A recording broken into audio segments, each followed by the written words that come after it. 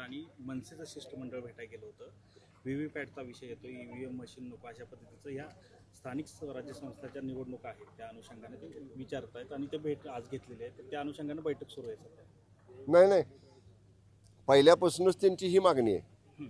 त्यांचं बघा, एकदा आक्षेप झाला मतदार यादीत घोळ आहे, आता एकदा आक्षेप झाला व्हीव्हीपॅट मशीन नाहीत. म्हणजे त्यांना मला एकच विचारायचं आहे, त्यांचं ज्या राज्यात बहुमत येतं किंवा त्यांच्या जागा जिथं निवडून येतात तिथं मशीनमध्ये घोळ नसतो, तिथं मशीन बरोबर निकाल दाखवतं आणि त्यांचा पराभव झाला की मशीनमध्ये घोळ असतो. त्यामुळं आणि मला एक सांगा, मशीन कुणी आणली हो? बॅलट पेपर होते निवडणुकीला, मतपत्रिकेवरती आपण शिक्का मारायचो. वोटिंग मशीन कुणाच्या काळात आलं? काँग्रेसच्या काळात आलं. त्यावेळी काँग्रेसने हे स्वीकारलं की वोटिंग मशीन परफेक्ट आहे. बरं, मतदान यंत्र ह्याच्या बाबतीत कोर्ट मॅटर पण झाल्या ना. जेव्हा ह्यांनी मागं तक्रारी केल्या तेव्हा न्यायालयामध्ये ह्या बाबी गेल्या. तांत्रिक समितीनं ते सगळं तपासून न्यायालयानं निर्वाळा दिला की ही फुल प्रूफ आहे, ह्याच्यामध्ये काही दोष नाही. तरीसुद्धा परत जर महाविकास आघाडीची तक्रार असेल तर त्यांनी जरूर निवडणूक आयोग ही छोटी स्वायत्त संस्था आहे, स्वतंत्र, त्यांना त्यांचे अधिकार आहेत, त्यांच्याकडे त्यांनी द्यावं. शेवटी निवडणूक आयोगाचे अधिकार जे काय त्याप्रमाणे त्याच्यावर योग्य ती कार्यवाही करतील. पण उठसूट तक्रारी करायच्या, कधी मशीनवर करायच्या, कधी मतदार यादीवरती करायच्या. त्यामुळे त्याला तक्रारी करण्याशिवाय दुसरं काय नाही. काल आदरणीय एकनाथजी शिंदे साहेबांनी मुंबईमध्ये काय सांगितलं की त्यांना समोर पराभव दिसायला लागलाय.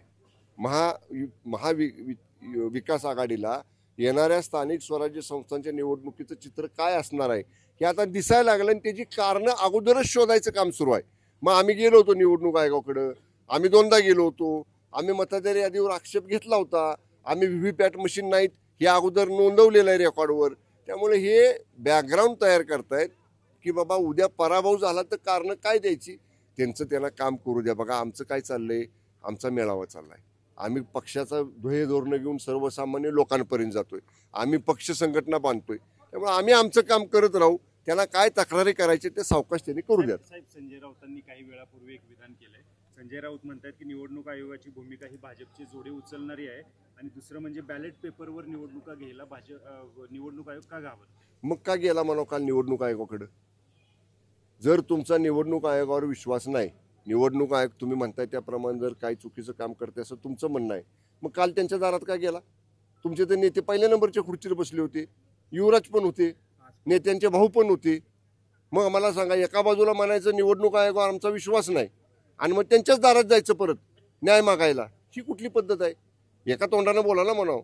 संजय राऊत 2 तोंडानं बोलतात, एका तोंडानं बोला म्हणावं. नेमकं काय आहे? तुमचा विश्वास नसेल तर तुम्ही न्यायालयात जावा ना, जाऊ नका निवडणूक आयोगाकडे. त्यांच्या विरोधात त्यांच्या वर निवडणूक आयोगाच्या वर अधिकार असणारं सुप्रीम कोर्ट आहे, हायकोर्ट आहे, त्यांच्याकडे जावा. एकदा त्यांच्याच दारात जायचं, त्यांनाच मागणं मागायचं आणि दुसऱ्या बाजूनं म्हणायचं की त्यांच्यावर आमचा गैरविश्वास आहे, ते चुकीचं काम करतात. दुतोंडी बोलणं आहे. संजय राऊतांना तुम्ही फक्त माध्यम महत्त्व देता.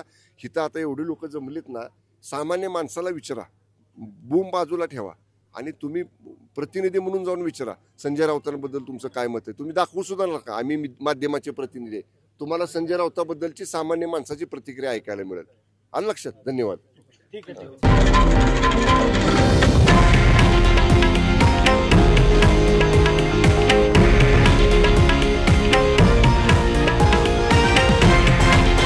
हे आहे देशातील नंबर 1 न्यूज नेटवर्क आणि आपण पाहत आहात TV9 मराठी, एकमेव.